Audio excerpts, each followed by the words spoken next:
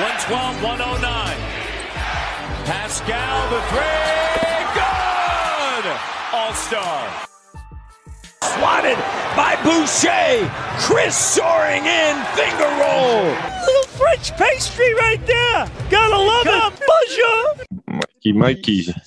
Bonjour à toutes et à tous et bienvenue pour ce Dino Talk, l'hebdomadaire des Raptors, l'hebdo des Raptors. Une petite nouveauté pour revenir chaque lundi sur l'actualité des Raptors, revenir sur les matchs qui se sont déroulés pendant la semaine. On se donnera maintenant rendez-vous, ce petit rendez-vous hebdomadaire avec un invité un petit peu différent à chaque fois, histoire de varier les points de vue. Et pour commencer, aujourd'hui, j'ai Alex de dinotalk.com, de Raptors France. Salut à toi, Alex. Salut Mike, salut tout le monde. Alors, on va commencer rapidement par revenir de manière générale sur la semaine, sans se pencher vraiment sur les matchs, mais vraiment sur les grands enseignements. Surtout que là, on est sur la première semaine, donc vraiment, on peut tirer des premiers enseignements sur ces 3 matchs. Et ensuite, on reviendra un petit peu match par match. L'idée, c'est pas aller en détail, mais c'est vraiment d'avoir les grandes idées de qu'est-ce qui a fonctionné, qu'est-ce qui n'a pas fonctionné, pourquoi les Raptors ont perdu ce match. Il y a beaucoup d'explications à donner pour le match des Bulls, par exemple. Mais voilà, et puis on terminera par une petite présentation du match du soir, puisque les Raptors jouent ce lundi contre les Blazers de Portland. On va commencer tout de suite. Première question. Alex, quels sont tes enseignements de la semaine sur ces 3 premiers matchs des Raptors? On rappelle, une victoire contre Minnesota en ouverture et une défaite en back-to-back contre Chicago et contre Philadelphie pour le retour de Nick Nurse à l'Arena Scotiabank. L'enseignement entre guillemets principal, c'est s'il y a bien une chose qui n'a pas changé entre l'année dernière et cette année, c'est que Toronto est toujours capable d'avoir ces trous d'air assez catastrophiques et qui font assez mal à voir. Je dois reconnaître que je crois c'est 40-9 encaissés contre Chicago entre le premier et le deuxième quart-temps. Il fait très très mal. Il faisait très très mal à voir et en plus c'est pas comme si Toronto n'avait rien à se reprocher dans ce moment-là, notamment offensivement. On l'a dit en preview, on le répétera certainement quand on parlera du positif de cette semaine, mais il y a du mieux dans cette attaque des Raptors. Et de façon assez inexplicable lors de cette première mi-temps à Chicago, on est retombé dans des tentatives à 3 points quasiment exclusives, où on a envoyé brique sur brique sur brique. On a reconstruit la ville de Chicago en quelques minutes. Et c'est dommage parce qu'au final, on fait derrière un retour assez surprenant. Et on recolle et on est devant. Et bon, on finira par perdre ce match, tu l'as dit. Mais voilà, il y a toujours ce côté un peu double visage Toronto capable de surprendre et de jouer de façon positive et capable de passer complètement au travers. Et là, c'était contre Chicago, quoi. Donc, il y avait, entre guillemets, ces deux équipes qui sont plus ou moins d'un niveau similaire, qui sont attendues sur des places très, très proches en fin de saison. Donc, heureusement, j'ai envie de dire que c'est arrivé contre Chicago, parce que ce serait arrivé le lendemain contre Philadelphie. Le match était plié depuis longtemps. Alors, c'est arrivé contre Philadelphie, mais pas aussi grandement. Oui, Je c'est ça. trouvais que le retour de mi-temps contre Philadelphie avait été vraiment très compliqué. Et des deux côtés du terrain, on va y revenir quand on va parler de ce match-là. Mais vraiment, si je dois noter quelque chose pour ajouter au fait que, comme tu l'as dit, les Raptors ne trouvent pas encore de régularité sur tout un match. Peut-être que ça, on pouvait s'y attendre, mais pas dans ces grandes largeurs comme face à Chicago. J'espère que Chicago restera une exception tout de même. On va revenir sur Chicago, mais j'ai l'impression qu'ils ont décidé de faire toutes les erreurs possibles et imaginables sur un seul match. Donc peut-être que ça sera mieux que l'année dernière où chaque match, ils trouvaient une façon nouvelle de perdre. Donc là, au moins, ils les ont toutes tentées sur un match. J'espère ils vont se rattraper, ils vont apprendre de leurs erreurs. Moi, ce que je noterais, quelque chose qui se dessine quand même, c'est malgré tout une défense qui reste solide, peu importe qui est sur le terrain, même si on a vu l'importance énorme d'Oggi Anunoby quand même, une nouvelle fois face à Chicago, où dès qu'il n'était plus sur le terrain, Demar DeRozan s'est amusé. Malgré tout, Je trouve que ça reste solide parce qu'on n'encaisse pas énormément de points. Si on voit que le match finit en prolongation, le pourcentage de réussite des adversaires sur les 2 premiers matchs, c'est quand même très intéressant. Et le tout, en plus, sans avoir un Jakob Poeltl dans une bonne forme. Je trouve qu'il ne fait pas un bon début de saison. Parmi les généralités que je peux faire, c'est que je trouve que Jakob Poeltl ne fait pas un bon début de saison. Et pour l'instant, il y a un gros point d'interrogation sur l'utilisation de Pascal Siakam. Alors, j'ai lu qu'on lui reprochait d'avoir pris les tirs en fin de match contre Chicago. Est-ce que ça vient de lui? Est-ce que ça vient de Darko? Je ne sais pas. Mais ce que j'ai remarqué surtout, c'est que sur le match suivant, Pascal Siakam n'a pris que 8 tirs. Il en avait 6 à la mi-temps, il en a pris que 2 dans la deuxième mi-temps. Et pour moi, ça, c'est un problème quand ton meilleur joueur est sous-utilisé comme ça. Et pour moi, ça ne vient pas forcément que de lui. Mais on va voir ça dès ce soir. Je vous mettrai à la fin de cet épisode, j'ai interviewé Chris Boucher aujourd'hui qui nous a donné son explication par rapport à ça. Il ne s'inquiète pas trop. Mais malgré tout, pour moi, ça fait partie des grands enseignements sur ces 3 matchs. Je trouve que Pascal Siakam n'est pas assez utilisé. Ouais, je suis assez d'accord avec toi et en fait, je reviendrai même au-delà de cette impression. Ce qui m'inquiète encore plus dans cette sensation qu'il est sous-utilisé, c'est qu'on ne l'a pas vu se débattre par un marquage extrêmement serré, avoir le ballon, chercher des shoots ou des passes et finalement ne pas les trouver ou même perdre des ballons bêtement, mais au moins il aurait tenté des choses. Là, on avait l'impression que le ballon ne passait pas du tout par lui.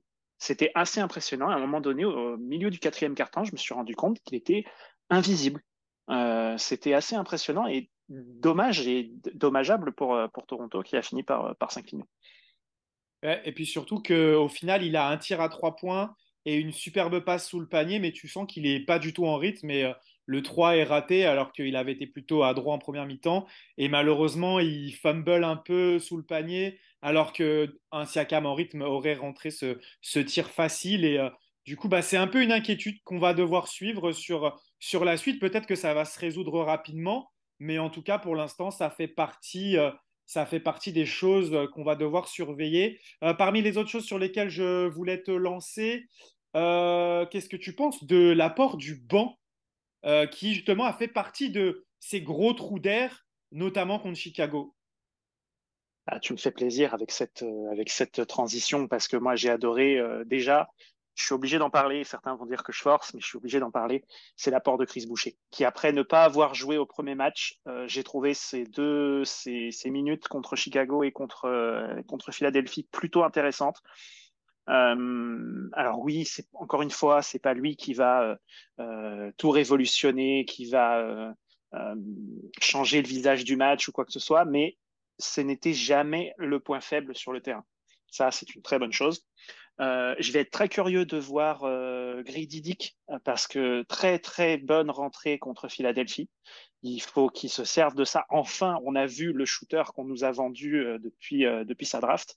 Donc là-dessus, il faut continuer. Il a eu beaucoup de compliments de la part de Gary Trent Jr. Donc il faut continuer là-dessus. Gary Trent Jr. que je trouve intéressant aussi.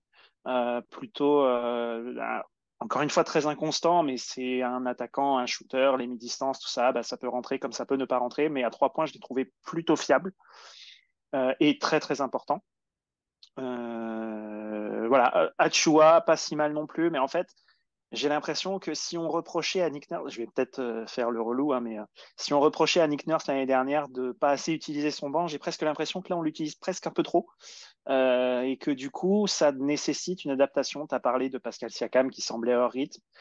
J'ai un peu cette sensation-là aussi parfois sur Scotty Barnes, alors qui a toujours cet impact sur le jeu. On le voit bien, il stat partout, il score, il prend des rebonds, il fait des passes. Il a signé c'était son premier triple-double, je crois, en carrière Deuxième, contre Chicago. deuxième en carrière, Deuxième, premier pardon, de la saison. deuxième. Donc voilà, est-ce que à terme c'est ce qu'on va voir de Scotty Barnes, c'est-à-dire peut-être un petit peu moins de scoring, mais alors à la passe, il est vraiment très bon. Je sais pas. Je pense qu'il y a aussi beaucoup d'adaptations à attendre et donc que voilà, c'est que la première semaine. Chicago, bon, t'as ce trou d'air catastrophique qui fait que tu perds le match. Pour moi, c'est la principale raison, même si tu as parlé d'autres qui sont aussi à citer, qui seront à citer, mais la raison principale, c'est qu'on passe plusieurs minutes sans réussir à scorer et qu'on prend une valise de points dans l'autre sens.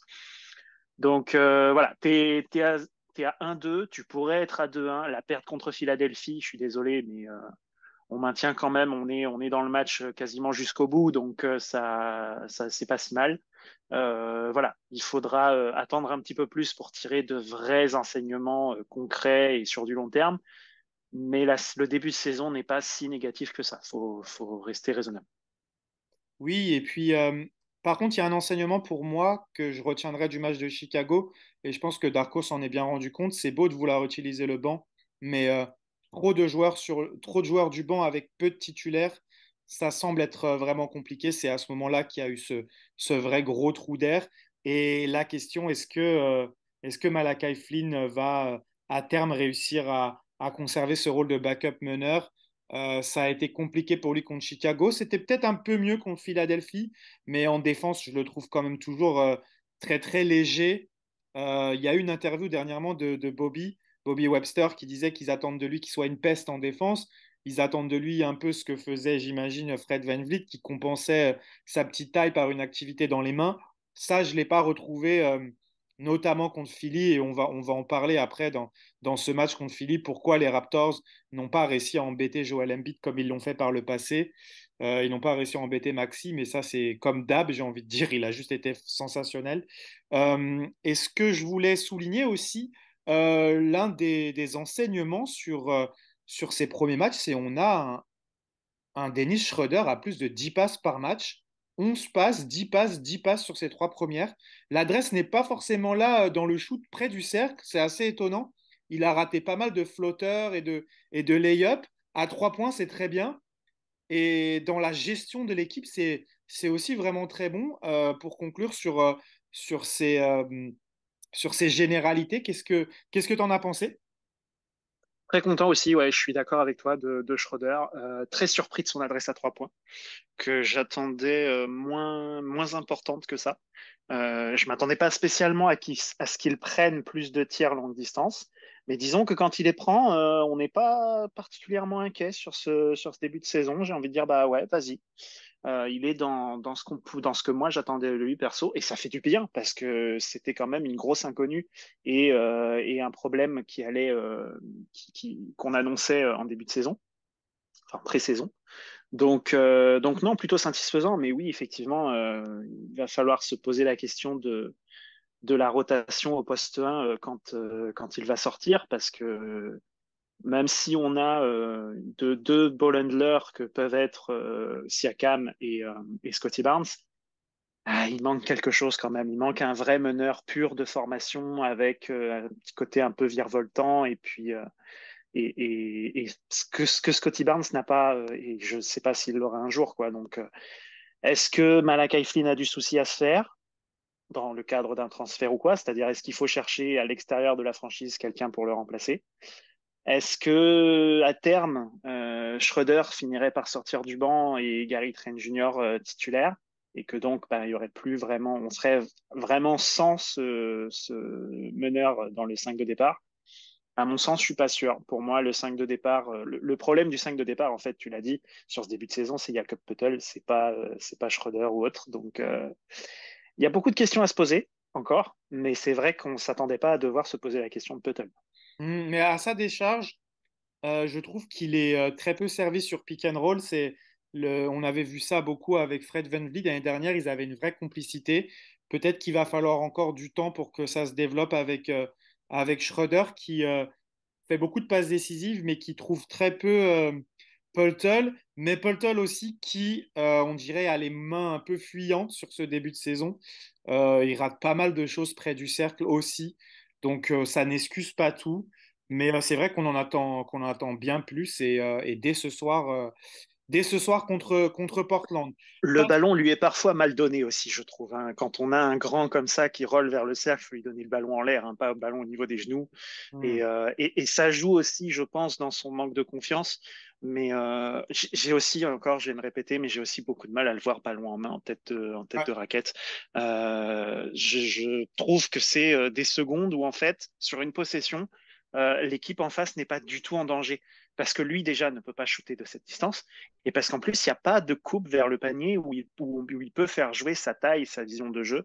Donc, à mon sens, il y a une question à se poser dans son utilisation à ce niveau-là aussi. Ouais, c'était l'une des grandes nouveautés de Darko qui était super enthousiaste à cette Mm. idée-là. Et je suis d'accord avec toi. Et en plus, j'allais le dire si tu n'allais pas l'ajouter là.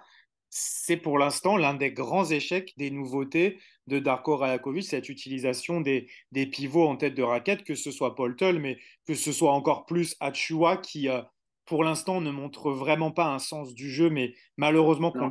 qu'on lui connaissait, qu'il n'avait pas déjà. C'est encore compliqué dans la prise de décision. En revanche, quand il se Il est plus jeune contente, aussi, Achua. ouais, il est plus jeune, mais quand il se contente de faire pick and roll et de rouler vers le panier et que c'est ouvert, on lui envoie en l'air. Là, par contre, il est juste Ah, sensationnel. c'est ça, c'est ça. Mm. Mais lui faire démarrer des attaques en tête de raquette où il doit prendre la décision en 0,5 secondes, pour l'instant, je trouve que Ouais. c'est très compliqué. Non, non, on est d'accord. On est Donc, d'accord. affaire à suivre, tout ça. Enchaînons sur les matchs. Là, je vais beaucoup faire appel à toi parce qu'au final, moi, j'ai pas eu le temps de re-regarder le match des Wolves et comme je travaillais en même temps, j'ai pas été Mhm. super attentif. Bon, j'ai vu l'évolution du score. On a fait une très grosse défense et Mm. on a gagné vraiment en défense ce match. Mais comment tu pourrais résumer un peu cette rencontre face aux Wolves? Qu'est-ce que tu avais bien aimé? C'est le match où il y a eu le plus de constance sur les trois, comment dirais-je, sur les trois matchs qu'on a joués jusque-là. On a été au niveau, on a répondu aux défis proposés, des espèces de deux tours jumelles là dans la raquette, Rudy Gobert, Karl Anthony Towns, qui n'ont pas réussi à faire une différence extraordinaire. En face, c'est Anthony Edwards qui a maintenu Minnesota dans la rencontre principalement. Mais derrière, sinon, non, tout s'est relativement bien passé. Scotty Barnes s'est monté en température doucement. Pascal Siakam était encore utilisé correctement, j'ai envie de dire, en tout cas dans un volume correct. Et puis, bah non, les apports du banc ont été efficaces. McDaniels apporte ce qu'il faut dans ses minutes, même si voilà, il va pas scorer 15 points par match, on le sait. Mais il est là et encore une fois, l'objectif, à mon sens, de ces remplaçants-là qui vont arriver, qui vont être les huitième, neuvième et dixième hommes, ça va être de ne pas être les points faibles sur le terrain. Et sur ce match-là, ça a été le cas. Donc voilà, c'était une bonne façon de démarrer la saison. Et c'était une bonne base pour préparer le match contre Chicago. C'est d'ailleurs ce qui s'est passé, hein. On a continué à surfer sur cette vague quasiment tout le premier quart-temps contre Chicago. On démarre très très bien le match. Je crois qu'on mène 16-4 très rapidement dans le match de Chicago. Et puis avant de s'effondrer quasiment sans explication. Donc voilà, c'est sur ce genre de dynamique qu'il faut retrouver, ce genre de momentum positif qu'il faut retrouver et surfer là-dessus le plus longtemps possible et éviter les coups de moins bien, là, les blackouts complets sans explication, parce que c'est ça qui fait très mal. Ouais, si je devais ajouter un truc de ce premier match contre Minnesota, c'est vraiment la performance défensive d'Oji Anunoby Hum, sur Edwards qui score 26 points mais en 26 tirs et qui avait surtout commencé en marquant 10. Oji a dit en conférence de presse après qu'il était peut-être un peu trop lâche sur lui en défense et il a vite rectifié le tir et il hum. était vraiment sensationnel et il a posé les bases de sa saison. Malheureusement, cette blessure contre Chicago est venue un petit peu tout gâcher, mais ouais, je noterais ça. Le bon apport du banc, un Precious Achiuwa qui a été sobre, qui nous a gratifié de alley-oop. Il y en a un quand Siakam lui envoie en l'air. Honnêtement, je ne pensais pas qu'il pouvait aller la chercher. Je la voyais beaucoup trop haute et il est allé la chercher à une de ses hauteurs. Un bon apport défensif aussi de sa part. Et oui, voilà pour ce match-là, ce que j'aurais à noter. Gary Trent Jr. avait fait un petit match, mais lui aussi, je Oui, pense discret.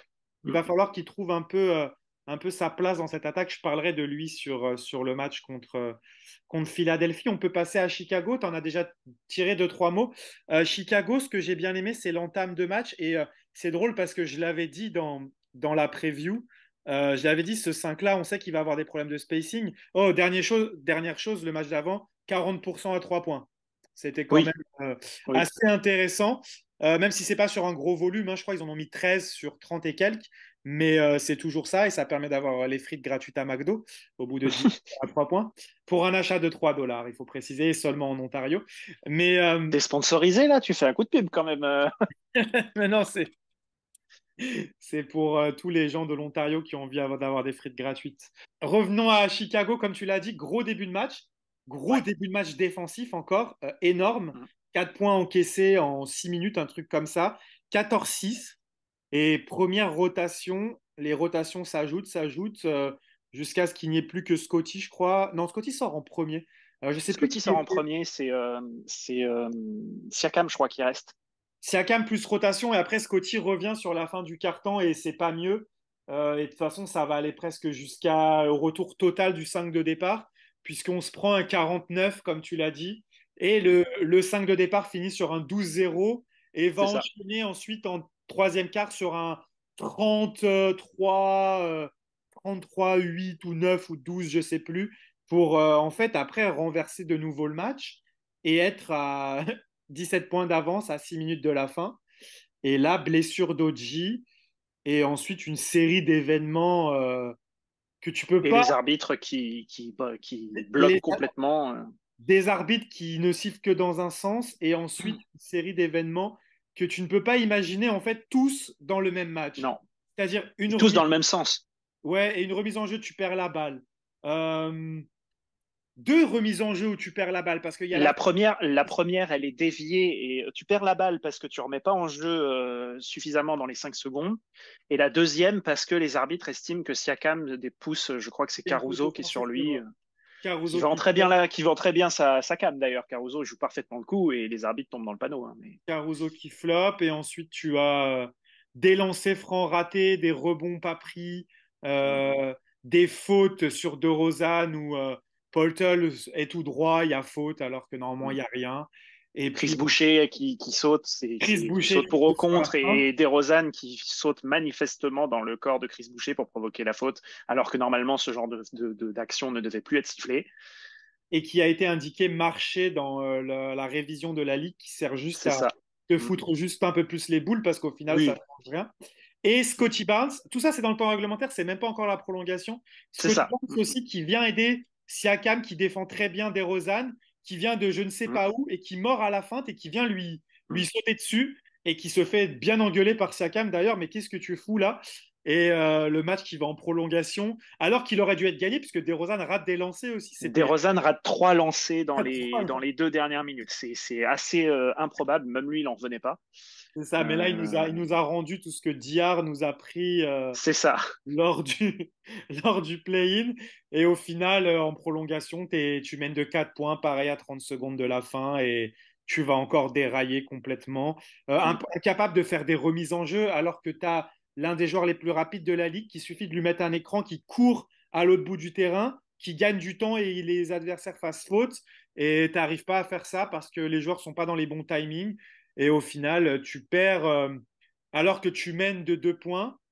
T'as en plus une occasion de faire faute sur Vucevic sur l'action d'avant. Non, c'est sur l'action de DeRozan, ça encore. Que tu peux faire faute sur Vucevic pour l'envoyer au lancer plutôt que l'action se poursuit. Non, en prolongation, je ne me rappelle plus de l'action qui se passe avant que Siakam se fasse prendre la balle par Caruso, que tu as une contre-attaque de Lavine et encore au lieu de faire faute sur lui, tu le laisses trouver un joueur à 3 points qui va te crucifier. Non, Ben, mais Caruso à 3 points. Mm. de toute façon, ce match-là, comme je disais tout à l'heure, j'espère que toutes les erreurs possibles et imaginables, ils les ont faites là et qu'ils ne les referont pas par la suite. Enfin, j'espère. C'est d'autant plus frustrant que, encore une fois, on vient de parler là pendant plusieurs minutes des décisions arbitrales, etc. Mais si tu n'encaisses pas ce 40-9 catastrophique alors que Exact. tu as les deux mains sur le volant, c'est terrible. Chicago n'arrive pas. Tu as la défense qu'il faut, tu as l'attaque qui est efficace et tu as tout le momentum pour toi. Si tu ne les remets pas à ce point en jeu et en tête du match, parce que du coup 40-9, même si Ouais. on avait bien démarré le match, Chicago passe en tête assez facilement. Ouais. Tu reviens et tu reprends, tu l'as dit, 15 ou 17 points d'avance dans le dernier quart-temps et tu t'envoies bêtement en prolongation alors que normalement ce match aurait dû être plié en première mi-temps. Ouais, complètement. Parce que même si tu te Donc, prends, allez, pas un 49, mais on dit tu as un trou d'air, tu te prends un 20-9. En fait, il repasse même pas devant puisqu'on C'est avait ça. 17 points d'avance. Et après, en début de troisième quart, ton 5 de départ refait le taf. Et en fait, tu prends le large et au final, tu n'as plus qu'à gérer. Donc, je suis assez d'accord avec toi, même s'il y a toutes ces erreurs. Le match, ils le perdent en première mi-temps, en fait, avec ce passage catastrophique du banc et C'est ça. qui a au moins permis Où il de. n'y a aucune alternance, on l'a dit, c'est 3 points 3 points, 3 points, exclusifs. 3 Et points. puis, Ouais, au moins 6 ou 7 tirs à 3 points de suite, mm, sans aller chercher des fautes, des lancers. c'est ça. Et c'est exactement ce qui nous a remis dans le match en deuxième mi-temps, c'est justement d'aller Oui. plus proche du cercle, provoquer des lancers, etc. Mm, mm. Mais alors, il y a Ok. certainement eu un discours d'ajustement à la mi-temps, hein, mais cette remarque-là, tu peux facilement la faire sur un temps mort. Enfin, il n'y a pas besoin d'une mi-temps pour réaliser qu'il faut aller provoquer au cercle quand tes 3 points ne rentrent pas. C'est clair. Surtout que le jeu de Darko basé sur le mouvement doit t'amener à ce genre d'action, à aller pénétrer. En plus, c'est pas comme si c'est Vucevic dans la raquette. C'est même pas, ils ont même pas un pivot dominant. Encore, on va passer à Philadelphie. À l'inverse, contre Philadelphie, on a vu que Joel Embiid verrouillait vraiment la raquette et que, à l'inverse, contre Philly, ça a été vraiment très compliqué d'aller au cercle. J'en ai parlé tout à l'heure avec Schroeder qui a eu énormément de mal à finir ses actions. On a eu un point positif que j'ai bien aimé, Gary Trent Jr. qui a essayé de pénétrer. Malheureusement, ça n'a pas été concluant, mais j'aime le voir prendre ce genre d'initiative. Donc 16 tirs, c'est peut-être un petit peu beaucoup. Il y en a qui le soulignaient sur Twitter, qu'il a eu 2 fois plus de tirs que Siakam sur ce match-là. Mais en soi, les tirs qu'il prend, ça me dérange pas trop. En plus, sur certains, il y avait du contact. Ça n'a pas été trop sifflé. Mais revenons sur ce match de Philly. Pour moi, le gros truc, et on n'était pas habitué à ça, c'est que la stratégie pour défendre Joel Embiid, elle était, j'ai pas envie d'être méchant, mais elle était bidon. Ouais, après, c'est pas Joel Embiid qui m'embête, c'est-à-dire que Joel Embiid, tu sais très bien qu'il va mettre sa trentaine de points et à la limite, j'ai presque envie de dire tant pis. Moi, c'est Tyrese Maxey qui me casse les pieds à chaque fois qu'on rencontre Philadelphie. Alors, ok, on n'avait pas OG Anunoby sur ce match-là, mais il n'a pas le droit d'être aussi insolent avec. En plus, c'est uniquement avec nous. J'ai vu le tweet passer. Je sais plus si c'est toi qui l'as partagé ou quelqu'un d'autre. Le tweet de ses meilleures performances au scoring. Je Ouais. crois que dans le top 10, il doit y avoir 3 fois un match contre Toronto. C'est un truc de dingue. Donc voilà, c'est plus ça qui m'a embêté. Après, on parlait du match de Philadelphie où on est dedans quand même jusqu'au bout. Bon, heureusement qu'on commence le match par un, je crois, 8 sur 8 à 3 points. Ouais, 7 sur 7, je crois. Ouais. Ça aide à maintenir le match intéressant. Mais bon, après, bon, encore une fois, c'est difficile de tirer des engagements sur ce match. Il y avait, au-delà du fait que de toute façon, ces deux équipes-là ne boxent pas dans la même catégorie, on le sait. Il y avait aussi le côté un peu émotionnel du retour de Nick Nurse. Bon, on a bien vu hein, la première réaction post-game qui est sortie sur les réseaux. La question s'était posée à Scotty Barnes, ce qu'il avait pensé ou ce que ça lui faisait, je crois, de revoir Nick Nurse à Toronto. Bon, on a bien senti que le match en lui-même était un peu secondaire, quoi. Ça lui faisait rien du tout, il a dit. Mais Mais même lui, mais je pense qu'il devait y avoir aussi un peu de surprise dans le sens, mais attendez les gars, moi je suis là pour parler du match, je suis pas là pour ouais, parler de. Je pense que total. ça devait le saouler aussi. Hein. Mais en plus, le truc, c'est que, mais on a cessé de le répéter. Nick Nurse n'avait pas de relation proche avec ses Non, joueurs. non, C'est l'opposé de Darko Rajakovic. J'ai regardé son interview parce que je suis arrivé plus tard que cela. Son interview avant match, on lui posait des questions sur comment est Joel Embiid et il a parlé de tout sauf de l'humain en fait. Nick Nurse n'est pas dans l'humain. En fait, je c'est pense ça, que c'est pour ça que ça lui allait très bien d'avoir un Kawhi Leonard.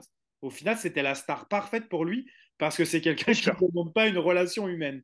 Donc, c'est sûr. Coach Barnes, il n'allait pas nous dire qu'il était super heureux de retrouver Nick Nurse Mm.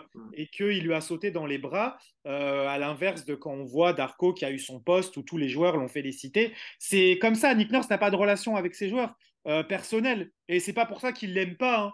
Ça, quand j'ai vu des tweets, oui, regardez, ça se voit. Non, Il bien l'aime sûr, pas. c'est une façon Euh, de manager et de gérer un groupe. C'est à deux philosophies différentes et puis c'est tout. Exactement, exactement. Bon, pour revenir au match rapidement, Mm. je pense que tu as tout résumé. En fait, Maxi était sur une autre planète parce qu'il ne fera pas à tous les matchs un 7 sur 9 à 3 points. S'il est sur une performance normale dans ses pourcentages au tir, en fait, le match, il est gagné pratiquement. En revanche, que les Raptors ont mal fait, c'est qu'ils ont continué à passer sous les écrans quand il prenait des pics et il a shooté derrière les écrans de Embiid. Et si tu passes en dessous, c'est mort pour toi. Ce que j'ai pas aimé, en fait, c'est en fait les prises à deux sur Embiid étaient trop prévisibles. Et d'ailleurs, Embiid finit avec 8 passes décisives, alors que c'est pas un passeur de génie habituellement. Mais en fait, il les voyait trop facilement venir et j'ai trouvé qu'elles n'étaient pas assez agressives. C'était souvent Barnes à l'opposé, une ou deux fois Siakam qui s'est d'ailleurs laissé prendre dans son dos par Tobias Harris vers la fin de match où c'était très important.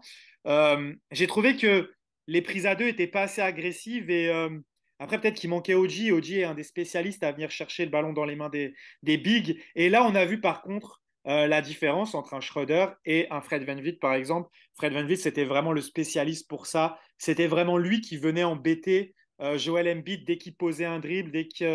Après, je pense que Nick Nurse aussi a bien géré le truc. On a vu très peu de Embiid au poste bas. Il était souvent sur l'elbow, là, le 45 degrés, là où il pouvait avoir vraiment la vision sur les aides qui arrivaient sur lui. Je pense que Nick Nurse a bien préparé le truc aussi. C'est le pro pour savoir comment l'embêter. Maintenant, il l'a de son côté. Donc, ça ne m'étonne pas qu'il sache très bien l'utiliser. Et en soi, ce match, comme tu l'as dit, pour moi, il n'y a pas de déception parce que on a clairement vu la différence entre les deux équipes. Il y a même pas photo. Oui, oui, là-dessus, c'est évident. Je reviendrai sur ce que tu disais sur les prises à deux. Elles étaient très lisibles et surtout, elles étaient systématiques à un moment donné. C'était assez impressionnant.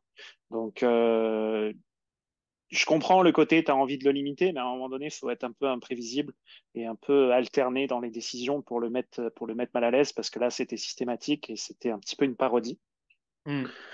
Après, encore une fois, là, on va chipoter parce que je le répète, mais perdre contre Philadelphie, c'est pas de honteux, il y a rien de honteux, surtout pour nous, ça va arriver à des gens.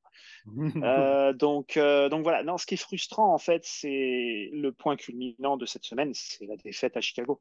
Et encore une fois, si tu remportes ce match à Chicago, j'ai presque envie de te dire, si tu remportes ce match à Chicago dans le temps réglementaire, même en ayant ce trou d'air où tu encaisses ces 40 points là sans quasiment scorer, derrière, tu perds contre Philadelphie, c'est pas grave, c'est une bonne semaine. Exact, exact, exact. Donc, ça se joue là-dessus. Et tu arrives peut-être euh, sans pression contre Philly, puisque tu es à 2-0. Et en plus, tu as gagné un match serré où tu as connu des galères, où tu es bien revenu. Et au final, le match contre Philly, tu l'abordes sans pression. Et tu peux peut-être aller l'arracher. Je sais D'autant pas. plus qu'il y a un truc qu'on n'a pas mentionné sur ce match à Philadelphie, c'est que c'était un back-to-back. C'était Il un a bac. fallu rentrer de Chicago dans la nuit pour derrière jouer le match à Philadelphie, donc les batteries étaient peut-être un peu à plat. Donc c'est encore une fois, on serait à 2-1, on pourrait dire que c'est une très bonne semaine, presque une semaine parfaite. C'est pas le cas, c'est un peu dommage. Mais encore une fois, des choses encourageantes et puis bah, des axes de progression clairs, d'amélioration clairs. Donc au moins, on sait déjà un petit peu plus à quoi s'attendre et quoi observer avec attention à partir de maintenant. Exactement. Et tu le disais, là, on est à 1-2. Et du coup, petite pression quand même avant de jouer Portland ce soir, qui est en 0-3 et qui est clairement en reconstruction, qui a perdu contre Philadelphie hier, qui sera du coup en back-to-back. Et on va parler maintenant de ce match contre Portland pour finir les Raptors qui vont affronter une équipe de Portland, on le disait, qui est en back-to-back après avoir perdu contre Philadelphie hier. Les Blazers qui n'ont pas gagné encore de la saison, ils restent sur 3 défaites. Ils seront privés de Anthony Simons et on l'a appris à l'instant que Robert Williams ne jouera pas non plus, le nouveau backup de DeAndre Ayton. Du côté des Raptors, le point sur les blessés. Bien sûr, Koloko, on n'a toujours pas de nouvelles. Problème respiratoire, on en est là. Les seules évolutions que j'ai vues personnellement à l'entraînement, c'est que maintenant, au moins, il est en tenue. Au départ, il était souvent en crocs ou en claquettes. Là, on le voit prendre des shoots. Il est avec les chaussures de basket, quoi. Mais pour l'instant, tu sens qu'il fait très peu d'efforts. C'était soit des tirs sous le panier à l'arrêt ou des jump shots dans le corner ou à 3 points le long de la ligne de fond. à mi-distance, mais c'est pas de course en fait à chaque fois. Donc on ne sait pas trop. Et Oji était là au shoot-around ce matin. J'ai pas le souvenir d'avoir vu Precious, mais tous les joueurs n'étaient pas là, hein. Siakam n'était pas là, par exemple, il était déjà retourné au vestiaire ou en salle de muscu. Donc là, on n'a pas vraiment de nouvelles. J'ai pas d'injury report qui est sorti encore pour les Raptors, donc on verra. En tout cas, le 5 de départ côté Raptors, Alex, selon toi, face à ces Blazers. Eh ben, tout va dépendre de la disponibilité ou non d'Oji Anunoby. Si Oji est là, on retombe sur le 5 de départ qu'on a vu sur les 2 premiers matchs. Sinon, ce sera Gary Trent Jr. dans le 5 de départ. A priori, je vois mal comment on pourrait partir sur quelque chose de différent. Ouais, tout à fait. Ensuite, par rapport aux joueurs de rotation en cas d'absence de Precious Achiuwa et de Koloko, on peut s'imaginer, en tout cas pendant la pré-saison, c'était Tadeusz Young qui occupait ce poste de troisième pivot un petit peu. On a vu Boucher faire son retour dans la rotation. En face, c'est DeAndre Ayton. À mon avis, que ce soit Boucher ou Tadeusz Young, ils vont avoir des problèmes face à lui, ne serait-ce que physiquement. Est-ce que tu penses qu'on pourrait voir une rotation différente? Est-ce que tu vois des joueurs rentrer? Ou pour toi, on va rester sur du classique côté Darko Rajakovic avec principalement Chris Boucher, du coup? On va imaginer qu'il n'y a pas de Precious parce qu'il était quand même questionable et on a vu que le dernier match, OG questionable, au final, ils avaient annoncé qu'il jouait, mais il n'a pas joué.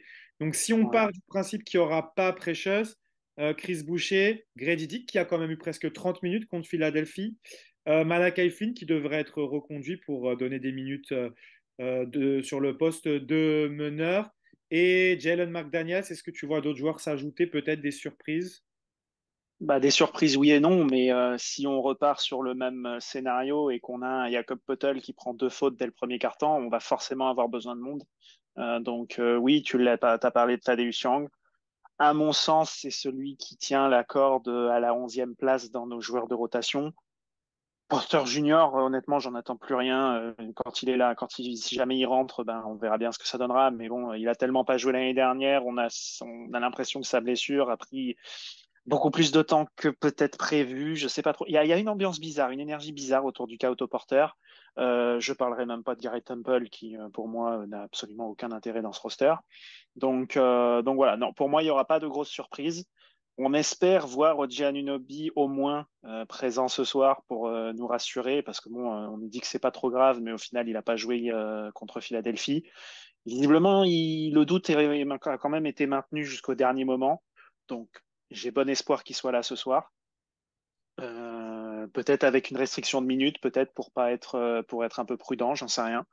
Mais voilà. Après, en cas d'absence d'Achua, oui, évidemment, on va beaucoup compter. On espérera que Peutel ne prendra pas ces 2 fautes d'affilée bêtement dans le premier quart-temps et surtout qu'il sera un peu plus impactant positivement dans ce match contre Portland, qui, tu l'as dit, normalement fait partie de ces équipes-là que Toronto doit arriver et taper du poing sur la table et faire respecter une certaine supériorité. Oh, clairement, et si on peut passer direct aux clés du match, pour moi, Paul Tull doit faire un gros match contre Ayton. Ayton, c'est un pivot qui a du mal sur la latéralité, sur la défense en pick and roll. Et clairement, Paul Tull, ce soir, il doit prendre le dessus sur lui en attaque. Il y a pas vraiment à réfléchir là-dessus. J'attends un Paul Tull vraiment bon offensivement. Défensivement, il saura défendre sur lui. Il va avoir l'impression que ça sera beaucoup plus facile parce que comparé à Joel Embiid, Ayton, il a 2 moves. Donc, normalement, ça devrait être plus simple à défendre. Et ensuite, quelles sont pour toi un peu les clés de la rencontre face à cette équipe de Portland, qui est une équipe jeune, Scoot Anderson, qui a un peu de mal à se mettre dans le rythme de la NBA, j'ai trouvé. Je crois que le dernier match, il met que 4 points, quelque chose comme ça. Donc, normalement, les Raptors, même à l'expérience, devraient remporter ce match. Mais pour toi, quelles sont les clés majeures? Ah, tu l'as dit, tu as parlé de l'opposition Peutel-Ayton. Encore une fois, je vais me répéter, mais ça va dépendre. Pour sa défense sur Ayton, ça va dépendre de son nombre de fautes au bout de 6 minutes. Parce que ça, c'est pareil, hein, tu peux défendre correctement et si tu as pris 2 coups de sifflet, dont un petit peu litigieux, ben, tu es en galère pour tout le reste du match. Oui, non, après, tu l'as dit, c'est une côté expérience qui va être important. L'utilisation de Siakam, évidemment. Il ne faut pas qu'ils nous remettent un match comme contre Philadelphie, parce que sinon, on va commencer à tomber dans une dynamique un peu bizarre. Et quand on sait sa situation contractuelle, ça va jaser, ça va causer, ça va faire couler beaucoup d'encre. Et on sait que c'est jamais bon dans l'entourage d'une équipe. Donc voilà, si Grady Dick effectivement a lancé sa saison et peut capitaliser sur des matchs où il y a peut-être un petit peu moins de pression si le 5 majeur fait le boulot très vite et que en même temps en face il n'y a pas non plus des défenseurs extraordinaires. Voilà, tous les matchs entre guillemets plus simples, sans côté péjoratif ou arrogance, ce sera des bonnes choses et des bonnes minutes pour lui pour apprendre. Ouais, je te suis complètement. Je veux un gros match de Siakam ce soir. En plus, c'est une équipe qui habituellement lui réussit très bien. Habituellement, il met des gros scores contre Portland. Donc, j'espère un Siakam Je veux un Siakam avec 20 tirs ce soir et au moins 25 points. Je ne serais pas satisfait si ce n'est pas le cas. Après, s'il y a la victoire, ça sera cool. Mais si on voit encore un Siakam qui est utilisé comme un role player avec très peu de ballons, ça va me déranger un petit peu. Donc, je vais suivre ça. Je vais suivre le duel Schroeder contre Scoot Henderson et on va surveiller de près aussi les Canadiens qui ont l'habitude de faire souvent des grosses performances ici. Est-ce qu'on va se taper le career high de Shaedon Sharp ce soir? Ça va être intéressant à voir, mais j'espère qu'il y aura OG Anunoby pour lui faire revenir un petit peu à la réalité des grosses défenses NBA. Et puis, on va surveiller, bien sûr, le match de Scottie Barnes, qui, lui, en revanche, il est sur une très, très bonne dynamique. Et on va espérer que ça continue ainsi. Est-ce que tu as quelque chose à ajouter? On ne va pas aller bien plus loin. On n'a pas besoin d'aller dans les détails sur ce match-là, à mon avis. Non, non, on a tout dit. Eh bien, on va juste faire le point sur les autres matchs de la semaine. Les Raptors qui joueront les Bucks, puis les Bucks à domicile mercredi, puis qui se déplaceront à Philadelphie. Je ne sais plus si c'est vendredi ou samedi. En tout cas, un gros programme à venir cette semaine. Et donc, quand même, un petit peu de pression sur cette rencontre parce que en cas de défaite, les Raptors seraient déjà en 1-3 avec la possibilité d'en perdre deux encore à venir puisque ça va être des très gros matchs qui sont vraiment pas garantis de les gagner. Donc, vraiment, c'est un peu déjà un must-win celui-là. Je ne sais pas ce que tu en penses, mais ça ferait déjà très tâche de perdre encore ce match-là. C'est tout à fait un must-win, surtout déjà de base à effectif complet et vu les prétentions des deux équipes. Mais en plus, Portland est quand même privé de pièces importantes. Et en plus, bah, tu l'as dit, les deux matchs suivants sont quasiment perdus sur le papier, ou en tout cas, serait normal de les perdre. Donc non, non, complètement must-win ce soir pour Toronto. Et si en plus ça peut être avec la manière, ce sera encore mieux. Parfait, on va se quitter sur ces mots. Merci à tous de nous avoir suivis. On se quitte avec les 5 questions posées à Chris Boucher lors du shoot-around. Merci à toi, Alex. Merci Mike, bon match à tous.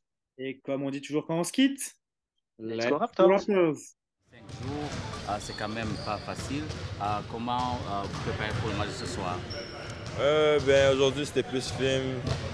On sait qu'on peut faire plus de shots. En ce moment on ne shoot pas bien la balle, alors on a shooté beaucoup de shots. Et c'est juste, comme j'ai dit, on est toujours proche, on a juste besoin de travailler un peu plus fort. Et puis comme j'ai dit, c'est juste le début de la saison. On est encore en train d'apprendre, mais on s'améliore. Oui, personnellement, vous n'avez pas joué le premier match, mais vous avez joué les deux derniers. Est-ce que pour ce soir, on peut espérer vous avoir beaucoup plus sur le terrain? Je dirais oui, mais comme j'ai dit, c'est la décision de coach. Mais je pense que avec la façon qu'on s'améliore et la façon que ça joue, je pense que j'ai pris un rôle et puis je suis capable de faire ça chaque jour. Je pense que le coach a réalisé ça aussi. Est-ce que le fait qu'il y a quand même beaucoup de dialogue avec Darko, est-ce que ça t'a aidé à le prendre mieux en quelque sorte, le fait de ne pas jouer au premier match? Ouais, c'est sûr, c'est plus facile si tu parles à ton coach, il te dit exactement qu'est-ce qui se passe. Je pense que c'est beaucoup plus facile que si tu ne t'attendais pas. Mais aussi, il m'a dit qu'est-ce que je dois faire pour revenir et ça aide aussi, ça donne la facilité plus à devenir meilleur. Et est-ce qu'on peut en savoir plus sur justement ce qu'il t'avait demandé de faire de plus pour avoir du temps de jeu? Non, mais c'était plus du genre, il y a des gars qui sont dans l'équipe et c'est plus trouver un rôle, avec l'énergie et tout, c'est là, mais trouver une façon d'impacter la game. Et je pense qu'au début, c'était à cause de l'équipe qu'on a et beaucoup de joueurs, C'était juste pas mon temps, mais comme il m'a dit de rester prêt et puis quand je rentre dans la game de le faire. Et puis c'est ça qui va me faire revenir dans la rotation. Et au dernier match, on a vu Pascal qui a pris que 8 tirs. Est-ce que c'était un peu au centre des discussions sur la préparation de Portland, d'essayer de plus l'impliquer dans le jeu? Non, je pense que c'est juste à prendre du temps. Comme j'ai dit, c'est la 3e game. Tout le monde essaie de trouver où est-ce qu'ils vont avoir leur shot et où est-ce que l'offense arrive. Alors, je pense qu'il a juste été pris dans un moment où est-ce que la balle ne le trouvait pas, mais je pense pas que ça va rester comme ça toute l'année. Ouais, c'est pas un focus Non, particulier. non, je pense pas. Je pense, comme j'ai dit, c'est juste une game. Une game, ça arrive que la balle ne te trouve pas, mais je pense pas que ça va arriver à chaque game. Parfait, merci. Lowry for 3.